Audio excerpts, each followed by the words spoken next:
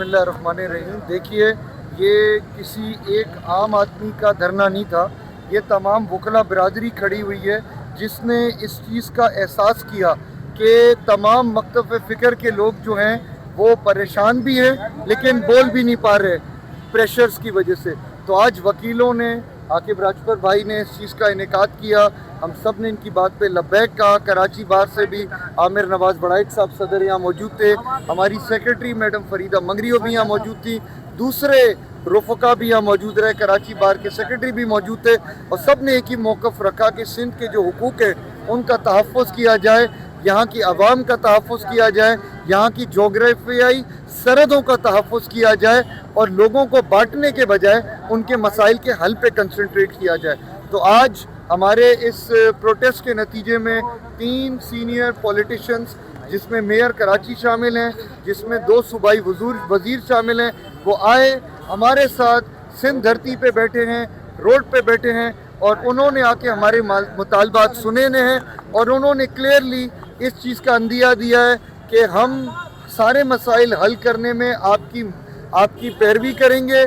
और उन्होंने क्लियरली कह दिया है कि सिंध धरती के ऊपर उनका स्टांस क्लियर है, वो इसकी तकसीम के ख़िलाफ़ हैं, वो इसको सपोर्ट करेंगे हमारी इस बात को, और ये बात तमाम अरबाग इख्तियार से हमारे प्लेटफॉर्म से नहीं जाएगी, उनके प्लेटफॉर्मों से भी जाएगी। और दूसरी बात ये हुई है, काफ़ी सारे इशूज़ हमने रखे, यंग वकीलों के हमने जो है उनकी स्टाइपेंड का भी बात रखा, हमने कारोंजर की भी बात रखी, हमने 26वीं 27वीं तरमीम की बात रखी, जो बच्चे अगवा हो रहे हैं उन बच्चों की बात रखी, हमने सब मसाइल डिस्कस किए। उनके ऊपर उन्होंने कहा है कि कल सैटरडे को उनकी मीटिंग है, वो सैटरडे को कमेटी भी बनाएंगे और हम वकीलों की कमेटी होगी और इन मामलात के ऊपर सीरियस डिस्कशन करके इस पे एलामिया जारी किया जाएगा ताकि मसाइल हल की तरफ जाएं। हम वकील अपनी नुमाइंदगी यहाँ करने नहीं है, हम आवाम की नुमाइंदगी करने हैं, हम वो काम करने आए जो सियासतदानों को करने आए, लेकिन वो अपने अपने मसाइल की वजह से सामने नहीं आ रहे। तो आज हुकूमती नुमाइंदे आए हैं, हम उनको खैर मकदम कहते हैं, हम उन्हें कहते हैं हक और सच के साथ आके खड़े हों, right side of the history में ख़त्म किए हों। अगर पास्ट में कुछ गलतियाँ की हैं तो उनका खुद अजाला भी कीजिए, उनको सही भी कीजिए, और इंशाल्लाह वकील हक और सच के साथ खड़े होंगे। आप मीडिया का भी बहुत शुक्रिया कि आपने हमें हमारे कॉज को प्रोजेक्ट किया, लोगों तक पहुंचाया, तो आज ये मिनिस्टर्स यहाँ हैं और इंशाल्लाह वकील होकर सच के साथ खड़े होंगे। अभी धरना नहीं होगा, अभी हमारा प्रोटेस्ट था। इंशाल्लाह अगर ये कमेटी नहीं बनेगी, अगर ये मसाइल हल की तरफ नहीं जाएंगे, आप भी यहीं हैं, हम भी यहीं हैं, इंशाल्लाह, और यहीं पे मुलाकात। कितना टाइम लिया है कमेटी ने? उन्होंने कहा इंशाल्लाह सैटरडे को बना देंगे, हम भी जल्द बनाएंगे और नेक्स्ट वीक इस पे काम शुरू हो जाएगा। नहीं होगा हम यहाँ खड़े होंगे।